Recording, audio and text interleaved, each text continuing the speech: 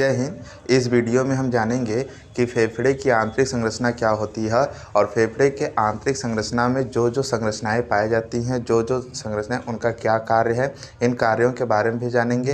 हमने पिछले वीडियो में पढ़ा है कि फेफड़े की जो बाह्य संरचना होती है, बाह्य संरचना में कौन कौन सा स्ट्रक्चर था, उसके बारे में भी हमने अच्छे से पढ़ा था। थोड़ा सा मैं उस बाह्य संरचना को थोड़ा सा रिविज़न यहाँ पे करा देता हूँ और फिर उसके बाद हम लोग जानेंगे कि फेफड़े की आंतरिक संरचना क्या होती है। फेफड़े की आंतरिक संरचना में क्या कैसे मतलब श्वसन की क्रिया संपन्न होती है, पूर्ण होती है, इसके बारे में भी हम जानेंगे। तो आइए हम बात करते हैं फेफड़े की बाह्य संरचना, लेकिन मैंने पिछले वीडियो में इसको विस्तार पूर्वक वर्णन किया है। तो आप अगर विस्तार पूर्वक जानना चाहते हैं तो पिछले वीडियो में आप जाके देख सकते हैं और यहाँ पर हम इसको थोड़ा सा जल्दी में करेंगे, ठीक है। तो आओ देखते हैं कि फेफड़े की जो आंतरिक संरचना होती है इसको हमें पढ़ना है, लेकिन उसके पहले हम बाह्य संरचना पढ़ते हैं। तो बाह्य संरचना में कल हमने बताया था कि जो सबसे हम मतलब जो हवा आती है, मतलब वायु जो आती है, सबसे पहले प्रवेश कहाँ करती है? नासाग्रसनी, यानी नाक से प्रवेश करती है, तो उसे हम बोलते हैं नासाग्रसनी। फिर हवा कहाँ से आ सकती है? मुख से आ सकती है, तो उसे हम लोग क्या बोलते हैं? मुखग्रसनी।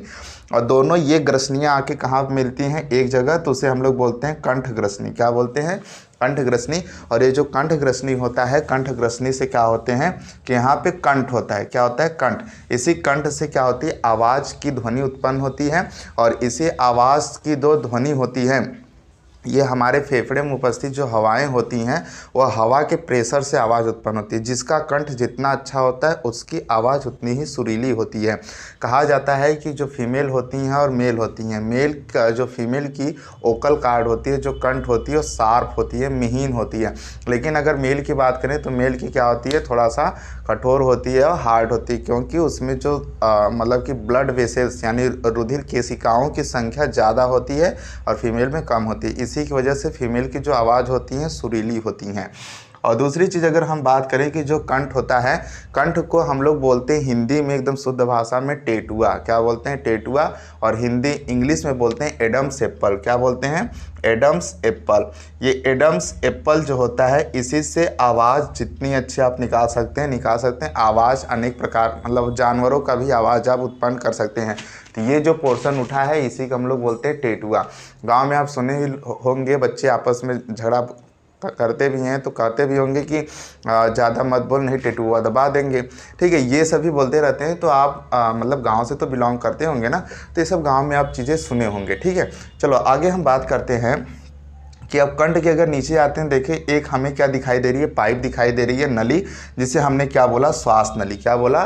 श्वास नली। ये जो श्वास नली है इसे इंग्लिश में हम लोग बोलते हैं विंड पाइप या फिर ट्रेकिया बोलते हैं। ये जो ट्रेकिया होता है ये क्या होता है कि सी आकार की, कैसे? सी आकार की एक छल्ला होता है। क्या होता है? छल्ला होता है, जो कि उपास्थि हड्डी का बना होता है, उससे चारों बगल से घिरा रहता है, जिससे ये छल्ले की वजह से जो हमारी श्वास नली होती है एक जगह फिक्स हो जाती है। जैसे अगर मान लो श्वास नली है, अब ऐसे ऐसे हिल डोल रही है, ठीक है, लेकिन जब इसको हम लोग जकड़ के एकदम बांध देते हैं तो ये क्या होगी? फिर टस से मस नहीं होती है। इसलिए जो हमारी जो श्वास नली होती है वो छल्लों द्वारा घिरी रहती है, जिससे हमें सांस लेने में आसानी होता है। दूसरी चीज़ अगर बात करें कि ये जो हमारी ट्रेकिया है, ये ट्रेकिया 10 से 12 सेंटीमीटर लंबी होती है। कितनी लंबी होती है? 10 से 12 सेंटीमीटर लंबी एवं 1.2 सेंटीमीटर चौड़ी होती है। जैसे इसके नीचे आते हैं, हमारी जो श्वास नली होती है ये दो भागों में विभक्त हो जाती है, दो शाखाओं में विभाजित होती है। जो दो शाखाओं में विभाजित होती है तो शाखाओं को बोलते हैं श्वसनी। क्या बोलते हैं? श्वसनी। इंग्लिश में बोलते हैं ब्रोंकी। अब ये जब ब्रोंकी फेफड़े के अंदर प्रवेश करते हैं तो जहाँ से प्रवेश करते हैं, देखो ये ब्रोंकी यहाँ से क्या हुआ? ब्रोंकी यहाँ से प्रवेश किया, तो ये जो पोर्शन है जहाँ से प्रवेश किया वो तो छिद्र होगा वहाँ पे, उस छिद्र को हम लोग बोलते हैं हाइलस। क्या बोलते हैं? हाइलस। HILUS, हाइलस बोलते हैं। और हाइलस के अंदर जैसे ही यह श्वसनी अंदर जाती है, श्वसनी शाखाओं से उप शाखाओं में विभक्त हो जाती हैं, तो उन उप शाखाओं को हम लोग बोलते हैं श्वसनिकाएं। क्या बोलते हैं? श्वसनिकाएं। इंग्लिश में क्या बोलते हैं? ब्रोंक्यूल्स। क्या बोलते हैं? ब्रोंक्यूल्स। BRONCHIOLES, ब्रोंक्यूल्स बोलते हैं। अब अगर बात करें कि जो हमारा फेफड़ा है, फेफड़ा क्या है कि एक दोहरी आवरण से घिरा रहता है। जो सबसे बाहरी आवरण होता है उसे हम लोग बोलते हैं फुफ्फुसा आवरण। क्या बोलते हैं?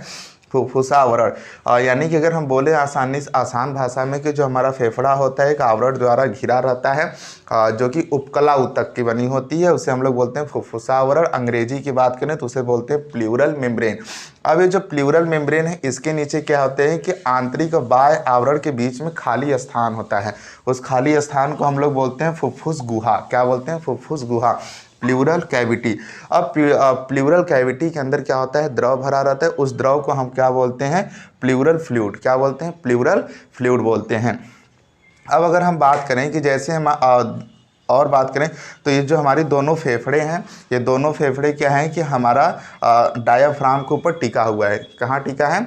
और डायाफ्राम के ऊपर टिका हुआ है। ये डायफ्राम किससे बना होता है? डायफ्राम हमारा बना होता है उपास्थि हड्डी की।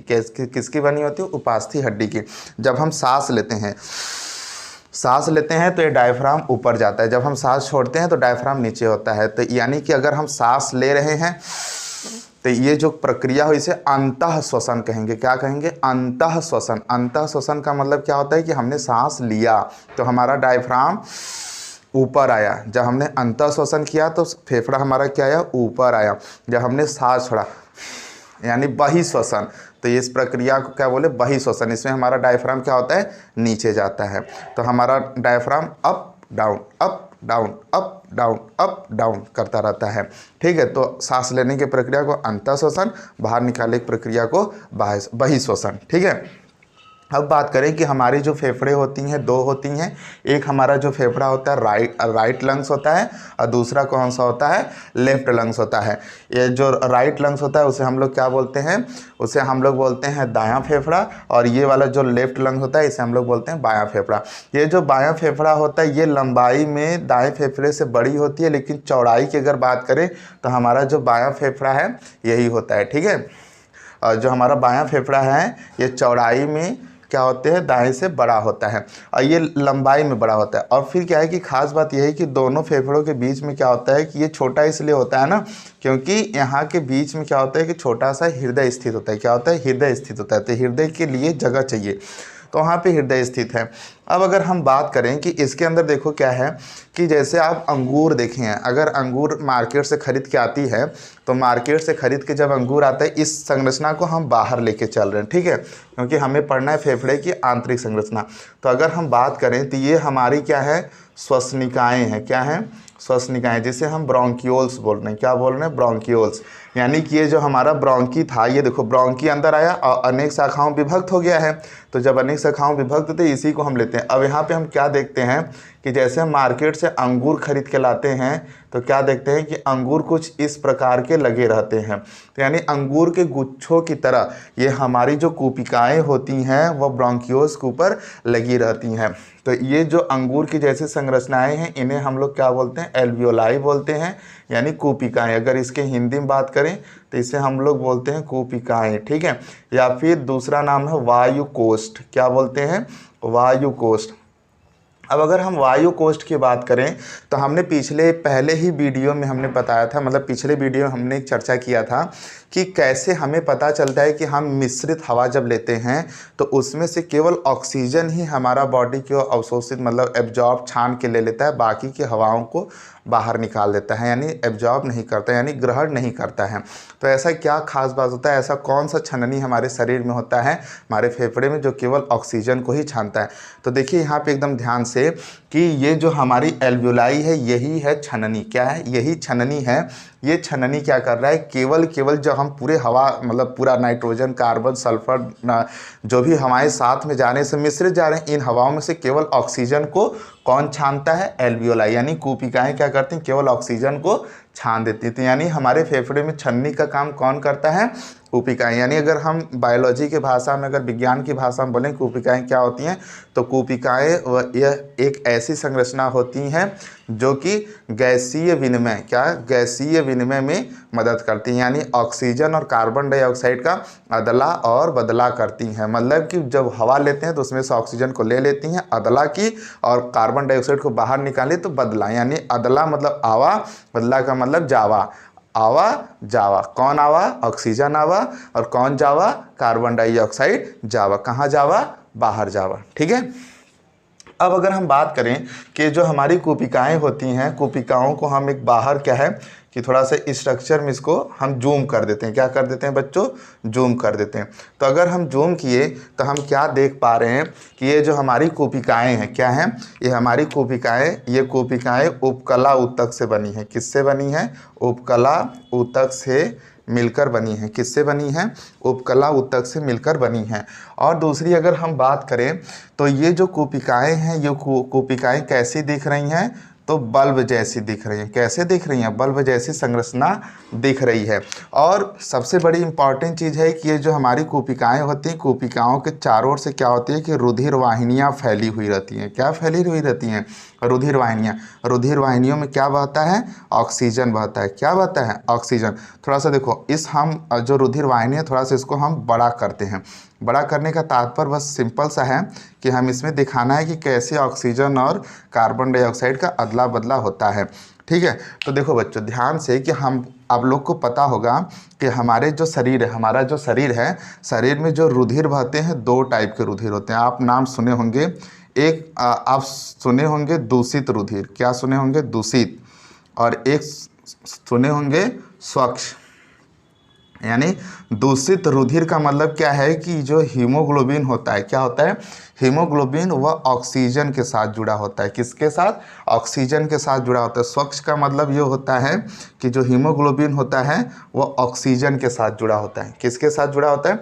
ऑक्सीजन के साथ। तो अब देखो हमारे शरीर में क्या है कि जब काम करने यानी क्रिया करने के फलस्वरूप क्या होते हैं कि हमारे शरीर में दूषित रुधिर ज़्यादा हो जाती है, मतलब कि कार्बन डाइऑक्साइड की सांद्रता हमारे शरीर में बढ़ जाती है। तो देखो यहाँ पे क्या है कि यहाँ पे HbCO2, यहाँ पे क्या है हमारे रुधिर वाहिनी में HbCO2 की कंसंट्रेशन अधिक है। क्या है? सांद्रता अधिक है। लेकिन अगर बात करें HbO2 की सांद्रता तो कम है। HbO2 की सांद्रता क्या है? कम है। एकदम ध्यान से देखिएगा बच्चों। और जब हम सांस लेते हैं, क्या करते हैं? जब हम सांस लेते हैं तो सांस लेने के दरमियान क्या करते हैं? हम ज़्यादा से ज़्यादा क्या लेते हैं? ज़्यादा से ज़्यादा हम ऑक्सीजन लेते हैं। क्या लेते हैं? यानी कि हमारा जो लेते हैं तो उसमें ऑक्सीजन की सांद्रता ज़्यादा होती है, लेकिन कार्बन डाइऑक्साइड की सांद्रता कम होती है। तो आप लोगों ने एकदम अच्छे से पढ़ा है। मैंने पिछले भी वीडियो में पढ़ाया है कि एक प्रक्रिया पढ़ा है विसरण। क्या पढ़ा है? विसरण। अगर पादपों में श्वसन की क्लास आपको याद होगी तो उसमें पढ़ा है विसरण। विसरण का डिफिनीशन मैंने क्या बताया था कि जो भी पदार्थ के कण होते हैं अधिक सांद्रता से निम्न सांद्रता की ओर प्रवाहित होते हैं।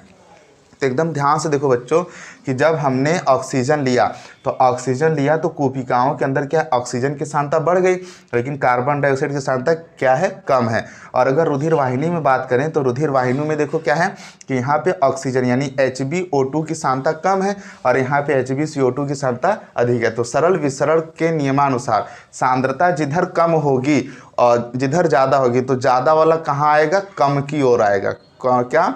जो ज़्यादा वाला होगा वो कम की तरफ है, यानी ज़्यादा सांद्रता वाले किधर जाएंगे? कम सांद्रता की ओर। मतलब कि अगर हम सिंपल सी बात करें कि जिसके पास ज़्यादा पैसा होगा वही ज़्यादा पैसा खर्च करेगा। जो पहले से ही गरीब है वो कहाँ से पैसा खर्च करेगा? समझ रहे हैं बात को ना?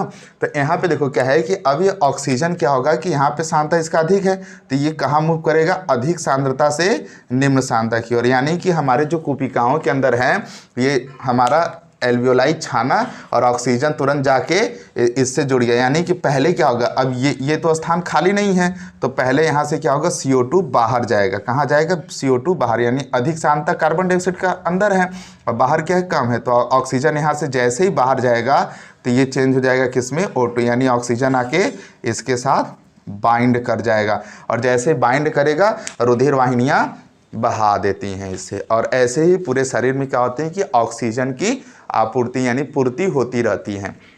तो जब भी हमारे शरीर में ऑक्सीजन की कमी होती है तो हम देखते हैं कि हमारा सांस भी फूलने लगता है, मतलब जल्दी जल्दी करते हैं, मतलब कि ऑक्सीजन हमें और ज़्यादा चाहिए।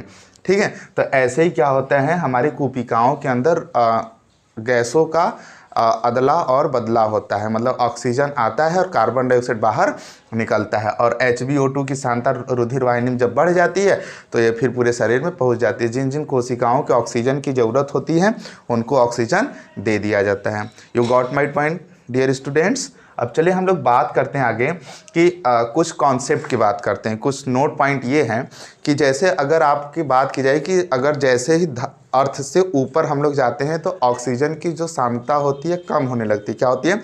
ऑक्सीजन की सांद्रता, यानी पहाड़ी क्षेत्र में जैसे हम ऊपर जाते हैं तो ऑक्सीजन की सांद्रता कम हो जाती है। तो जो पहाड़ पे चढ़ने वाले रहते हैं क्या करते हैं कि गैस का सिलेंडर लेते हैं, मतलब ऑक्सीजन का सिलेंडर, तो पहाड़ पे लेके चढ़ते हैं। जैसे जैसे हम मतलब धरती से, मतलब समुद्र की सतह से ऊपर जाते रहते हैं, वैसे ही ऑक्सीजन की सांद्रता कम होती जाती है।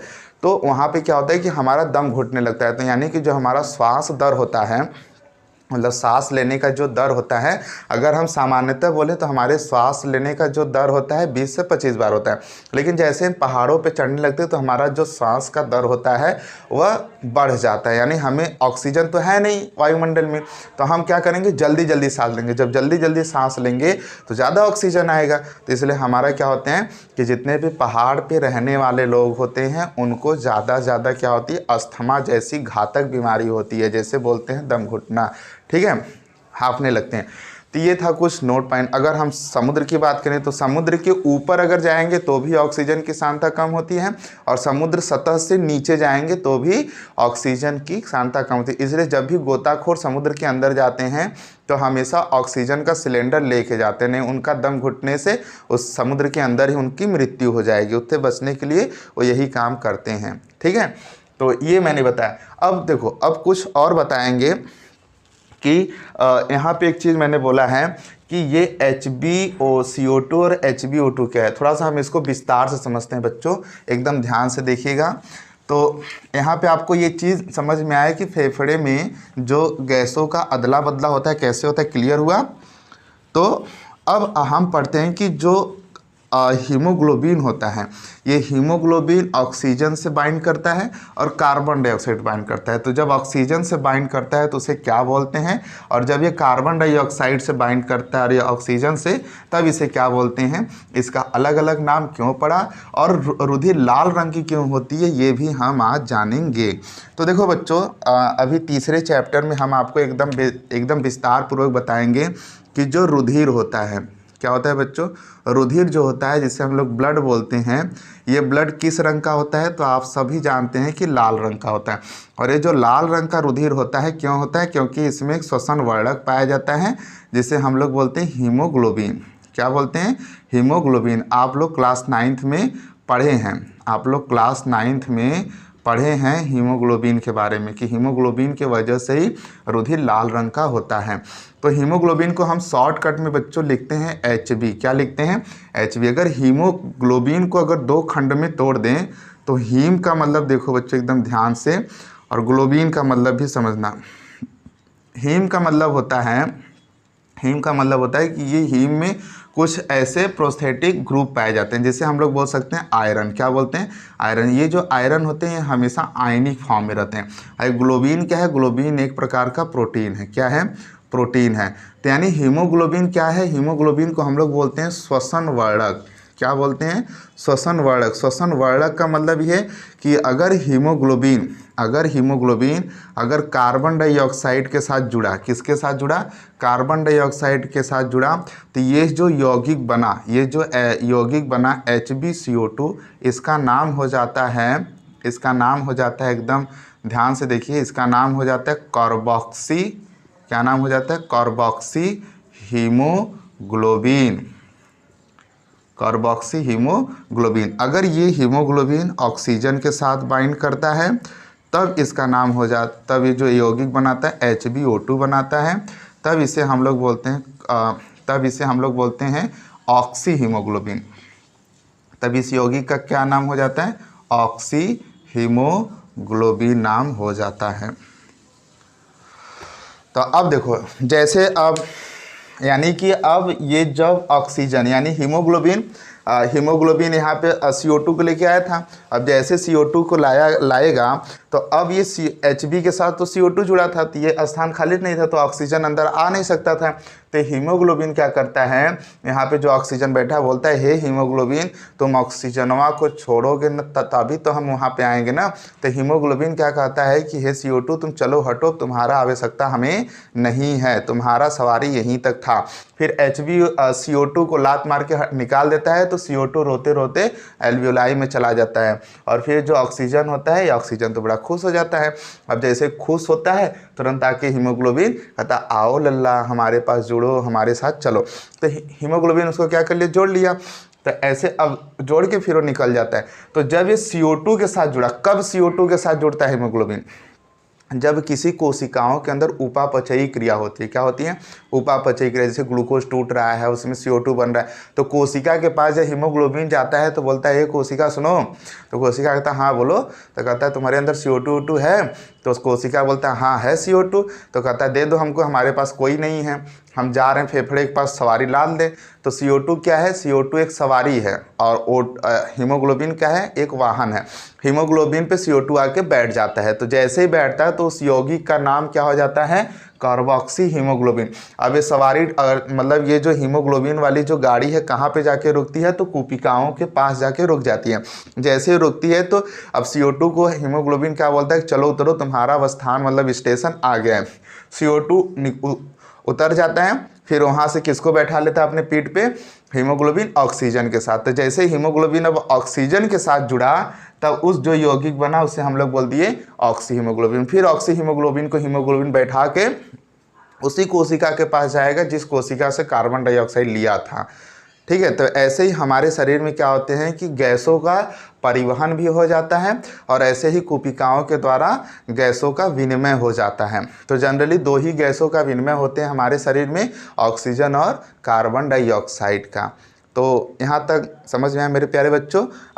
अब इसके बाद हम लोग जो बात करेंगे कि अब गैसीय विनिमय मतलब कि कैसे कैसे गैसीय विनिमय की प्रक्रिया होती है। यानी कि अगर हम सिंपल सी बात करें तो जो बाह्य श्वसन की जो क्रिया होगी कैसे होगी, तो सिंपल अगर हम बोलें कि चार अवस्थाओं में पूर्ण होती है। पहली अवस्था अगर हम बात करें तो पहले बोले कि श्वासोच्छ्वास द्वारा। श्वासोच्छ्वास मतलब कि जैसे हम सांस लिए, क्या किए, सांस लिए, तो सांस ले हमारे शरीर में क्या चला गया, ऑक्सीजन, यानी कि मिश्रित रूप में ऑक्सीजन चला गया। अब ऑक्सीजन के साथ साथ CO2 भी है, नाइट्रोजन ऑक्साइड है, सल्फर डाइऑक्साइड है, कार्बन मोनोऑक्साइड है, ये सब गैस हैं। लेकिन उसमें से ऑक्सीजन क्या है कि छुपा बैठा रहता है। जैसे ही फेफड़े में जाता है तो फेफड़े के पास क्या है कि उसकी आंतरिक संरचना में कुपिकाएँ पाई जा रही। अब वो कुपिकाएँ क्या करती हैं कि ऑक्सीजन को ही केवल छानती हैं। यानी कि अगर चाय छानते हैं आप लोग तो देखते हैं जो चाय के ऊपर जो कूड़ा कबाड़ा रहता है ऊपर हो जाता है, जो पीने लायक रहता है वो नीचे। तो वैसे जैसे कुपिकाओं में छननी में डालता है तो ऑक्सीजन फटाक से नीचे गिर जाता है, बाकी वो क्या हो जाते हैं, कुपिकाओं के ऊपर ही रह जाते हैं। और फिर CO2 भी अंदर से आ जाता है, फिर ऑक्सीजन निकल के छन के चला जाता है रुधिर में, और वहाँ पे हीमोग्लोबिन तो था ही, उसको पकड़ के लेके तुरंत भाग जाता है। तो यानी पहली अवस्था थी श्वासोच्छ्वास, दूसरी क्या हो गई, गैसीय विनिमय। क्या हो गई, गैसीय विनिमय। तीसरी हो गई कि ऊतकों स्तर पे, यानी कि जब हीमोग्लोबिन किसी कोशिका के पास जाएगा तो पहले कोशिका से नहीं ना मिलेगा, पहले भेंट होगा उसका ऊतक से। तो ऊतक के पास जाएगा तो ऊतक से बोलेगा कि मैं ऑक्सीजन लेके आया हूँ, जिस जिस कोशिका को चाहिए उससे बोल दो आके ऑक्सीजन ले ले। तो यानी कि ऊतक क्या करता है, ऊतक आदेश देता है कि हाँ इस कोशिका को चाहिए, तो फिर हीमोग्लोबिन उस कोशिका को जाके ऑक्सीजन दे देता है। तो यानी पहले श्वासोच्छ्वास द्वारा क्या हुआ, हमने सांस लिया, सांस लेने के बाद गैसीय विनिमय हुआ, गैसीय विनिमय के बाद क्या हुआ, ऊतक स्तर पे क्या हुआ, श्वसन हुआ। फिर तीसरा हो गया कोशिकीय श्वसन पे, कोशिकीय स्तर पे श्वसन। तो कोशिकीय स्तर पे जो श्वसन होगा उसमें ग्लूकोज टूटेगा और ऊर्जा हमें मिलेंगे। तो 4 अवस्थाओं में हमारी श्वसन की प्रक्रिया पूर्ण होती है। इसी के साथ साथ हमारा अध्याय भी समाप्त होता है। और कुछ पॉइंट्स बच गए, उस पॉइंट को मैं चर्चा भी कर लेता हूँ। नोट पॉइंट ये है कि जो वयस्क मनुष्य होते हैं इनकी जो प्रत्येक फेफड़े होती हैं, यानी 2 फेफड़े होती हैं, तो एक फेफड़े में 15 करोड़ कुपिकाएँ पाई जाती हैं, दूसरे में भी कितनी पाई जाती हैं, 15 करोड़। दोनों मिला के कितनी हो गई, 30 करोड़ कुपिकाएँ पाई जाती हैं। और अगर बात करें जो छोटे बच्चे होते हैं, जो 5 साल से नीचे वाले बच्चे होते हैं, इनमें जो कुपिकाओं की संख्या होती है 2 करोड़ होती है एक फेफड़े में। अगर दोनों की बात करें तो 4 करोड़ होती है। अब इसके साथ साथ ये हमारा जो अध्याय था, ये अध्याय तो हमारा ख़त्म हो गया है। और हम अब बात करेंगे अगले चैप्टर में अगले चैप्टर में हम बात करेंगे कि परिवहन क्या होता है। यानी कि परिवहन बोले तो परिवहन का मतलब ये है कि अब पहले चैप्टर में हमने पढ़ा था कि हमारा जो पोषण होता है, हमने जो भी कुछ खाया पिया शरीर में पड़ा है, ठीक है, अब वो कैसे कोशिकाओं तक पहुंचता है। यहाँ पे हम पढ़ रहे हैं कि यहाँ पे जब गैसों का विनिमय हो रहा है तो देखो यहाँ पे हीमोग्लोबिन है, यानी हीमोग्लोबिन है तो हीमोग्लोबिन किसके साथ होगा, आरबीसी के साथ होगा, यानी खून में होगा।